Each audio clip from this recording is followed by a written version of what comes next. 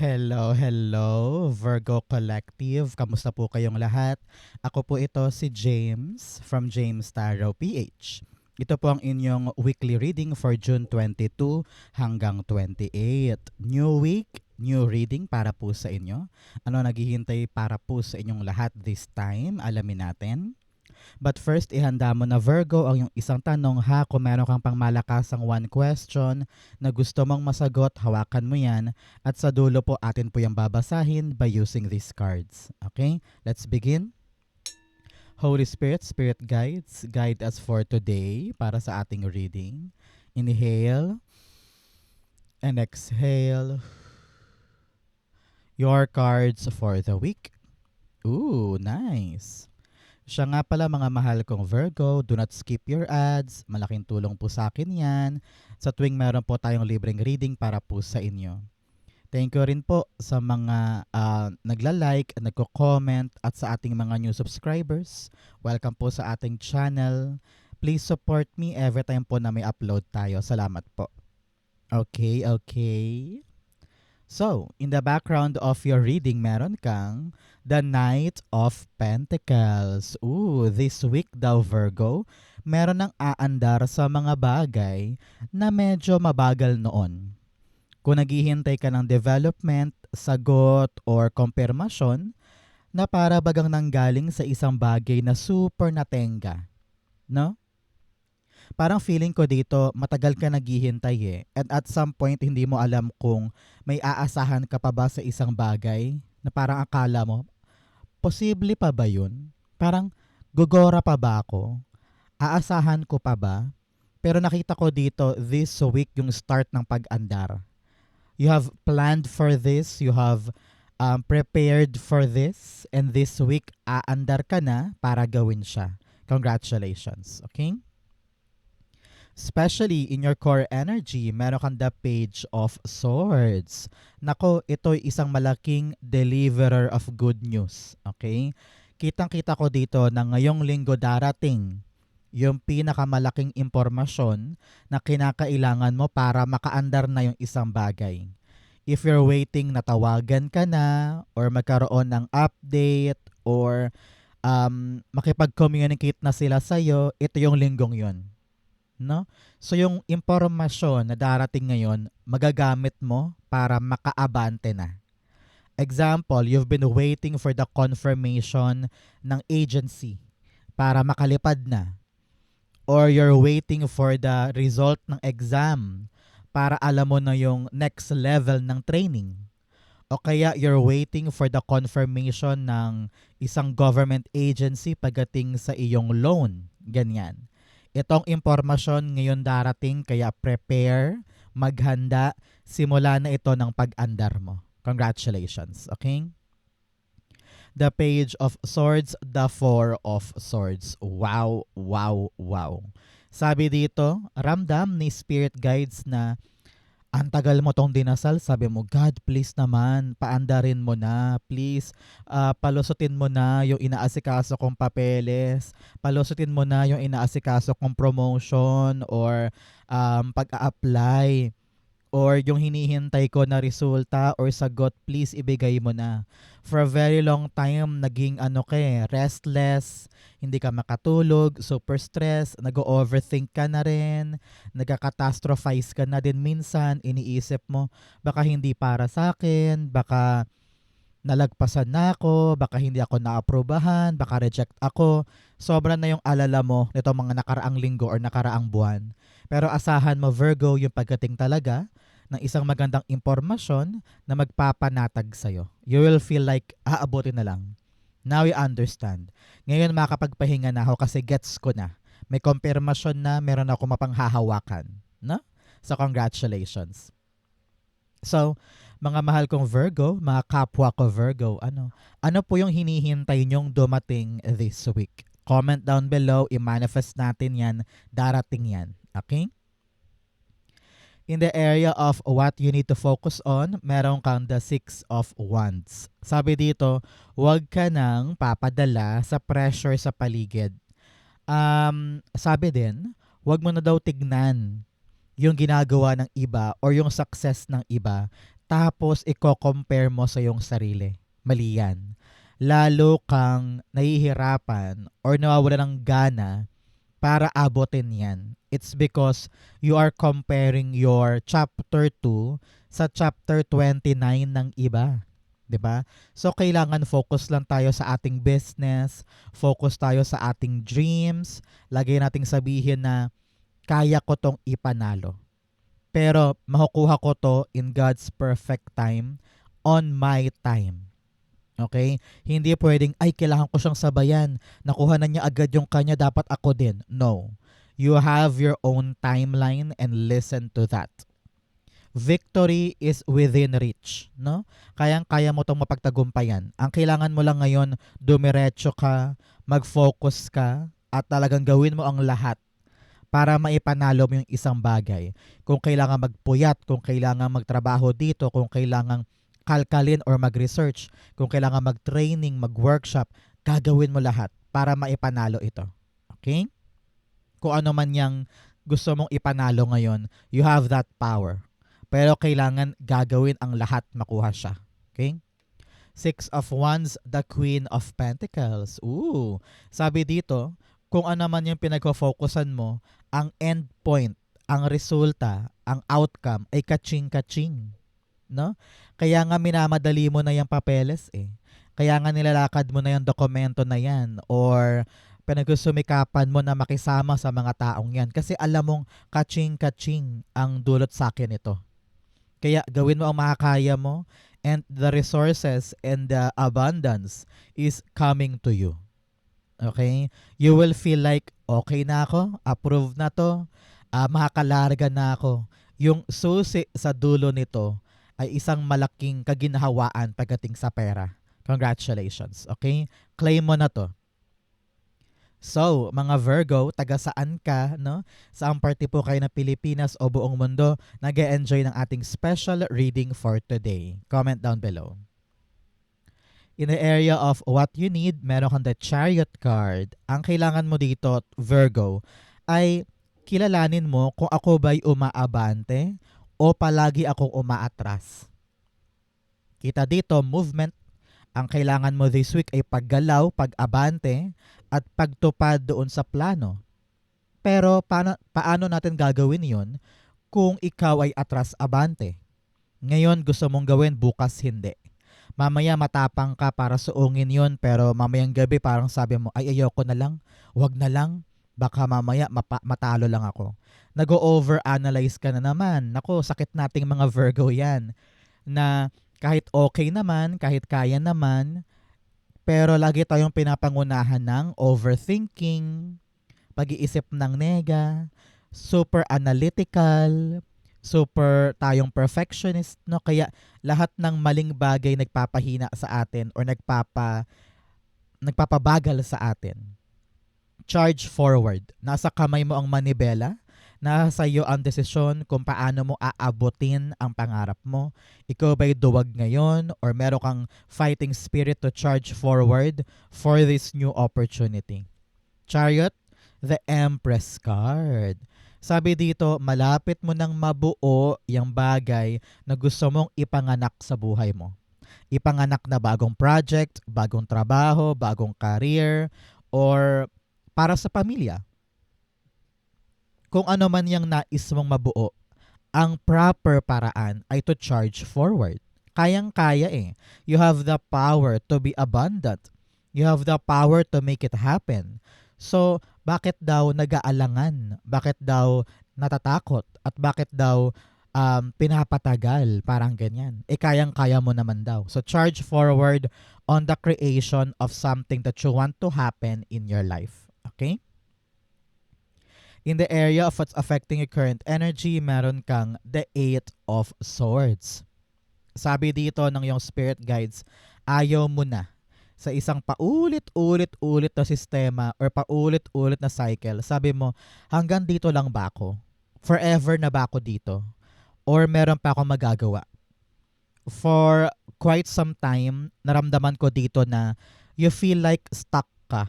Parang feeling mo, hindi ako makagalaw, hindi ako makahanap ng solusyon, walang nagbubukas sa pintuan, walang tumutulong sa akin, I am endlessly running in a loop, no? Paikot-ikot-ikot ka dyan and you feel like gusto ko nang mag-grow. Gusto ko nang makuha naman yung magpapasigla sa akin. Ayoko nakatali ako sa isang bagay na hindi naman ako masaya. So nagdasal ka, sabi mo, God, please ibigay mo sa akin yung para sa akin. Boom! May darating na balita na magpapalaya sa'yo sa kinalulugmukan mo ngayon at aandar na yung talagang mga planong nakahimpil, mga planong matagal mong dinelay, and now meron ka ng tamang proseso para malikha yung mga gusto mong malikha. So charge forward, nasa path ka ngayon ng success and abundance, kaya palayain ang sarili sa mga negative self-talk. Iniisip mo, hindi ko kaya, hindi ako marunong, hindi ako magaling, hindi ako college graduate, kulang ako sa experience. Marami kang reason para ihinto ito. Marami kang dahilan, marami kang mga excuses. Pero kung papalayain mo ang sarili mo sa mga kanigahan na yan, malayo ang mararating mo. Okay? Eight of Swords, the Death card, and Rebirth. Sabi dito, panahon na para mag-transform ka mula sa pagkakulong sa isang sistema o sa isang estado ng buhay mo. Heto ka, binabago mo na yung buhay mo. Sabi mo, ayoko na nito, gusto ko na ng something new, gusto ko na mag-evolve, I want to breathe a different air, I want to reach my dreams. Kaakibat nun, babaguhin mo yung buhay mo. Tatantanan mo na yung gantong bagay, yung gantong routine, yung gantong maling habits, at i-correct mo na yung landas mo para makawala ka dito. It's all about you embracing the change. Embracing the new things na medyo kakatakutan mo nung una pero alam mong kailangan kong gawin. Okay? Especially in your near future, tayo to, Virgo, the Hermit card. Pag lumalabas tayo sa ating reading, ibig sabihin, napaka-powerful natin this time. Okay? So, Hermit card sa future, kitang-kita ko dito yung kaliwanagan. Kitang-kita mo na kung ano yung para sa'yo talaga. Wala ka ng doubts, wala ka ng alinlangan, wala ng atras-abante dahil yung hinahanap mo darating. Yung magpapa-fulfill sa'yo darating. So, lahat ng plano ngayon, lahat ng pagtitiis mo ngayon at pagdadalawang isip ngayon, kapag tinulay mo na yan sa paraang kaya mo, makikita mo na wow, posible pala. Yung hinahanap ko lang dati, yung pinapangarap ko lang dati, posible pala. Kayang-kaya palang abutin. And I'm very, very happy for all of us dahil nakita ko dito, makukuha mo natin yung mga gusto natin. Congratulations. Hermit card, the Five of Swords. So, isang payo, kung ano man yung mga pinagdaanan mo na masakit, mga away, mga conflict, mga pangit na sinabi sa'yo, mga pangit mong karanasan sa taong yun, wag mo nang isipin yun. Ang isipin mo na lang yung tagumpay na maaari mo makuha after this long journey. Kaya, sanayin mo daw ang sarili mo, Virgo, na wag nang magkim-kim ng mga sama ng loob na balang araw gaganti ako dyan. Panalo ka naman winner ka na nakuha mo na yung gusto mo So bakit ka pa gaganti kung maganda naman na yung outcome sa'yo? Bakit ka pa may tampo or may puot or may galit or may pagkainis? 'Di ba? So namnamin mo yung meron ka dahil yun talaga yung destination para sa'yo. And think positively. Okay? Because hindi naman to naging madali, I understand. Hindi rin to naging walk in the park, 'di ba? Pero dahil natagpuan mo na, dapat relax ka na. Dapat masaya ka na. Dapat positibo ka na moving forward. Okay? In your challenge, meron kang the Three of Pentacles. Okay? Ngayong linggong ito, kayo'y tinatawag na maging cooperative. Kung ano man tong good news na ito, na magpapanatag sa'yo, kakibat niyan ay bagong responsibilidad para gumulong ng tama yung iyong plano. No? So sabi dito, kung ikaw ay nagatrabaho or gumagalaw sa isang grupo, kailangan mo maintindihan, Virgo, na hindi ko to kayang gawin mag-isa. Kailangan ko sila. No? Tayo pa munding mga Virgo, tayo ay sanay na kumikilos mag-isa. We do things on our own. At Pag ganun kasi mas tahimik, 'di ba? Saka mas nagagawa natin ng tama pag tayo lang ang gumagawa eh. Pero ngayong linggong ito, kailangan nating maintindihan, uy, tulungan nyo naman ako. Uy, um, let's cooperate and collaborate on this one para matapos na, para mabuo na, para maging mas solid na. Cooperate. Iba ba ang pride? Iba ba ang ego? Lagi mong isipin, itong mga taong ito ay maaaring padala ni God para tulungan ako sa gagawin ko ngayon. Okay? Three of Pentacles, the Devil card. Devil card's all about you trying to control the situation. Trying to think na, ay, mas matalino naman ako sa mga yan, ako na lang gagawa. Ay, naku, mabubulilyaso lang kapag sumama pa sila. Ay, wag na, pangit naman yung opinion niya. Naku, kung laging ganyan ang mindset natin, mahihirapan tayo lalong tapusin yung ating project or ating activity or task, no? Hindi mo kailangang kontrolin lahat ng bagay or kung ano yung plano mo, yun lang ang mangyayari, no? Kailangan mo rin mag-adjust, kailangan mo makisama, kailangan mo makibagay, and isipin mo na kung may maganda akong idea, meron din siyang magandang idea. Kung meron akong suggestion, meron din siya. Tulungan tayo para magawa natin to. Walang feeling matalino, walang feeling na siya lang ang tama. Kailangan lahat may boses. Kailangan lahat may chance to cooperate and give their fair share of activity. Okay? In your fortune, meron kang stepping into power. You are strong beyond measure. Sabi dito, wag mong mamaliitin din ang sarili mo.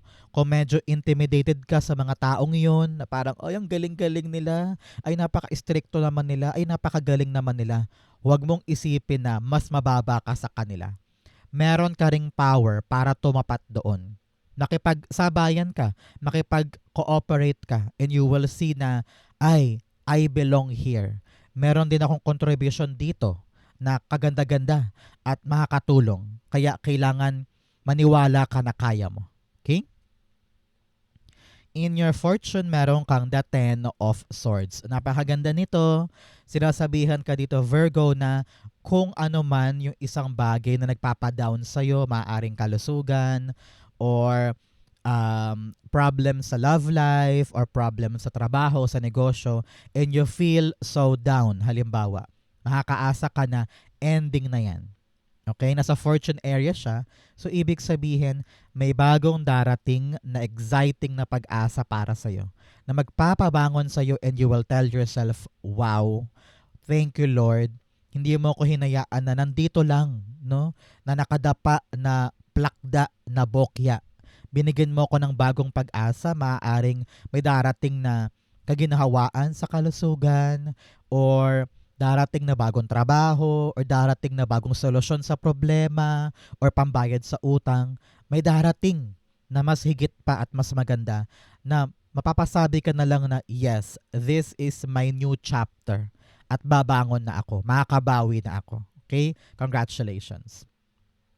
Ten of Swords, the Seven of Cups.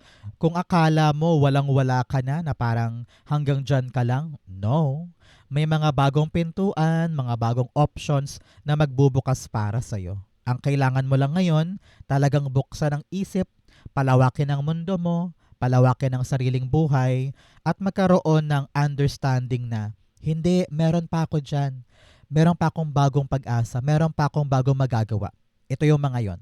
So do not lose hope, do not give up. Nagisimula pa lang magbukas yung mga opportunity para sa'yo. Congratulations. In your divine messages, meron kang take time to breathe out. Sabi dito, kung medyo gulong-gulong isip mo at gusto mo munang magbakasyon, gusto mo munang kunin tong weekend or day off mo para kahit paano makahinga or makabitaw man lang, do it. Rest is important para sa ating mga Virgo na super workaholic, right? And sometimes kapag kahit konting oras lang yan, kunin mo yan. Kahit yung makaupo ka lang sa sala at maka-idlip ka lang panandalian, okay na rin yun. Importante ang pahinga, importante ang panandali, ang pagbitaw para maging productive ka pa din along the way. Okay? In your divine messages, you have the Tower card. Isang malaking indikasyon na pinapayuhan ka na mag-adjust, especially sa mga bagong gagawin. Hindi pwedeng plano ko lang ang tama, plano ko lang masusunod, ako lang ang may great idea. No. Sometimes, kailangan mo makipagkompromiso sa ibang tao para ma-reach ninyo yung tamang gagawin na swak para sa lahat, swak sa realistikong nagaganap, para nang sa ganun magkaroon ka ng magandang outcome dito. Okay? You need to embrace change. Dahil yung change, kailangan yan para sa'yo, para umunlad ka. Okay? Kung takot ka sa pagbabago, walang mangyayari. Hindi ka lalabas sa comfort zone mo. Pero kung sabi mo, sige na nga, ready na ako, magbabago na ako, hahayaan ko ng baguhin ni God yung buhay ko para makaangat na. Okay? Tower card, the King of Wands. Yes, be brave, be strong, kayanin mo, lalagpas din yan. And kailangan daw hindi mawawala o mawawaglit yung apoy sa puso mo para ilaban yung mga pangarap, abutin yung mga goals, at talagang makuha mo yung gusto mo. No? Sa kabila ng pagbabago, lumilinis ang daan at nakikita mo yung malinaw na path para sa'yo na binibigay ng yung spirit guides. Okay? Outcome mo yan, bigyan mo na kita ng fortune cards. You have Gong, an exciting event. Wow, sabi ko nga sa'yo, may darating na isang bagong opportunity, kaya relax ka lang. This is something good for you. Kung ano man yung exciting event na yan, puntahan mo, mag-participate ka, it will be good para sa'yo. You also have August. Oh, mga August Virgo dyan. Nako, tinatawag ka para sa'yo din daw to. Or, kung meron kayong mga dapat abangan, nako, malaking bagay pagating ng Agosto. Congratulations. Another message, merong kang table, hard work ahead. Marami tayong gagawin, very busy tayo sa pag-andar ng mga bagay na ating inaasikaso. Marami pa tayong dapat buting-tingin. So, focus, stay active, huwag mawawala ng gana. Kailangan talaga ng mga pahinga para may lakas ka kada araw. Okay? You also have Mountain Road. You are on the road to success. I-claim mo na to. Malapit ka na daw magtagumpay sa ginagawa mo. So, continue fighting, continue moving forward. Malapit na. Okay? Ang outcome ni Virgo for June 22 to 28, the 9 of Swords. Nako, ito na naman ang kalaban natin, Virgo. Pag-overthink. Iniisip natin, naku, nakuha ko nga, pero paano ko to papatunayan? Baka mamaya mag-fail ako, nakakahiya, sayang yung opportunity. Minsan, nag-iisip tayo ng mga senaryo na hindi naman talaga magaganap. Nagka-catastrophize ka na naman at iniisip mo yung kanigahan sa lahat ng aspeto kahit na wala ka namang katibayan na mangyayari yon. So ano ang payo sa'yo? Just be happy. Be optimistic. Huwag kang mag-entertain ng kanigahan sa isip mo. Kung ano lang yung kaya, yun lang. Sapat na yun. Huwag mo nang isipin pa yung susunod na mangyayari. Or kung paano ko ba to tatapalan ng solusyon. Huwag ka muna mag-isip ng ganun. Huminga ka. Inhale and exhale. All of my problems will be solved. Hindi ko kailangan magpagod. Hindi ko kailangan mataranta. Hindi ko kailangan magduda. I can take things into my control. Okay? 9 of Swords, the Ace of Wands. Sabi dito, kung meron ka talaga mga idea, plano, or exciting opportunity, exciting door na parang sabi mo, gusto kong subukan, gusto kong itry, ibaon mo na sa limot yung mga takot mo para makalarga ka na dito. Have confidence. Nako, hindi naman sa binubuhat ko mga bangko natin, pero tayo mga Virgo, magagaling tayo kahit saan mo tayo ilagay. 'Di ba?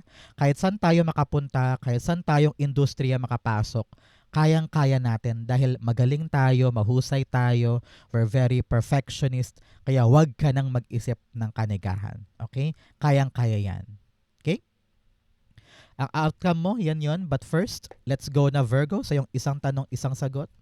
Pumikit ka na ngayon at isipin mo yung isang tanong. Okay? Inhale and exhale. The answer to your question, you have the Knight of Wands, the Chariot card, and the Nine of Pentacles. Beautiful, beautiful.